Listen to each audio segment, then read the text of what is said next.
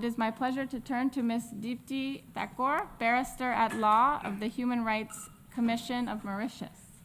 Deepti, what stands out to you as most important, urgent, or potentially impactful when it comes to advancing human rights-based approaches to migration, especially approaches that put human dignity at their center?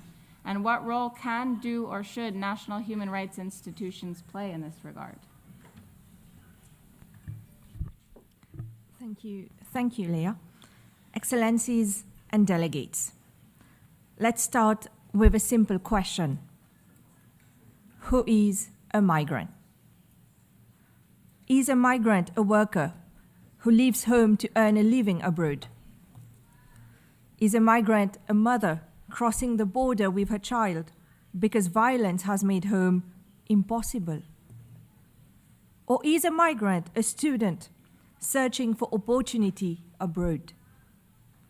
Governments, economists, lawyers will all define different types of migrants differently. Some are migrant workers, others are refugees or asylum seekers, and some are foreign students. All these definitions have their place based on context.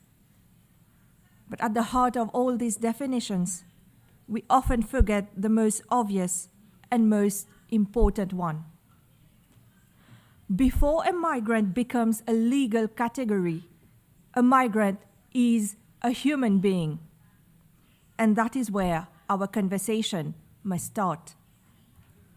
Human dignity lies at the very core of the Universal Declaration of Human Rights. The very first line of the preamble to the UDHR speaks with striking clarity. I quote, whereas recognition of the inherent dignity and of the equal and inalienable rights of all members of the human family is the foundation of freedom, justice, and peace in the world. The UDHR did not say some members, but all members of the human family. So what exactly is human dignity?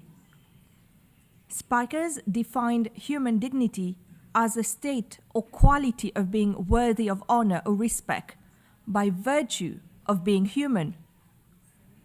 Human dignity is not given by a passport. It is not removed by crossing a border. It is simply inherent. The Global Compact for Safe, Orderly, and Regular Migration already adopts a human rights-based approach. But today, I will go further. Isn't it time we adopt a trauma-informed approach to migration and bring the human back to the equation? Why? Because many migrants do not arrive with luggage only. They arrive with invisible wounds. Some have survived wars.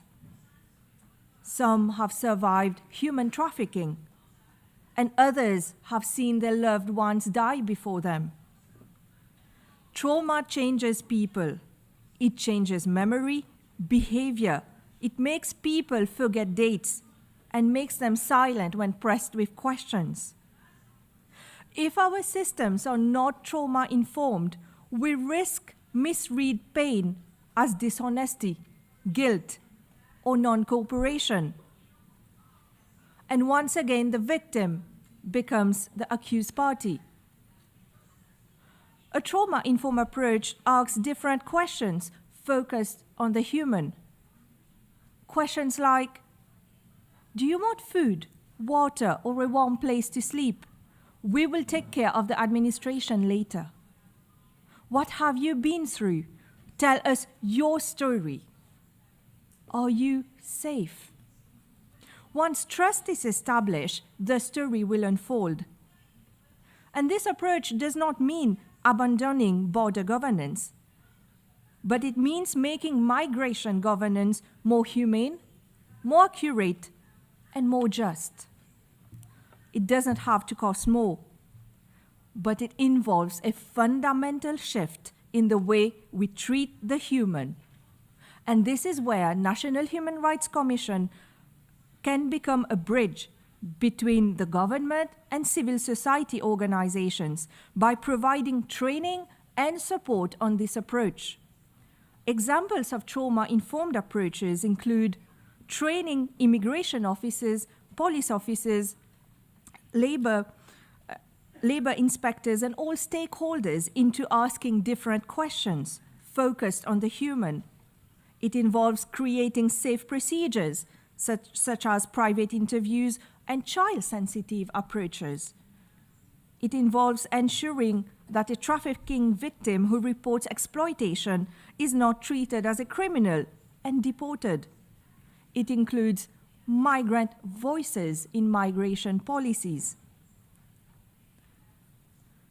Excellencies and delegates, the question is not how we manage migration or create better laws at doing so, but the deeper question is how we remain human while doing all of that. If we can combine human rights with a trauma-informed approach, then migration will not only be safe, orderly, and regular. It will be compassionate, just, and worthy of our inherent dignity.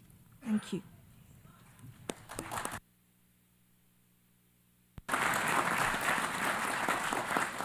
Thank you. Thank you so much, Deepti.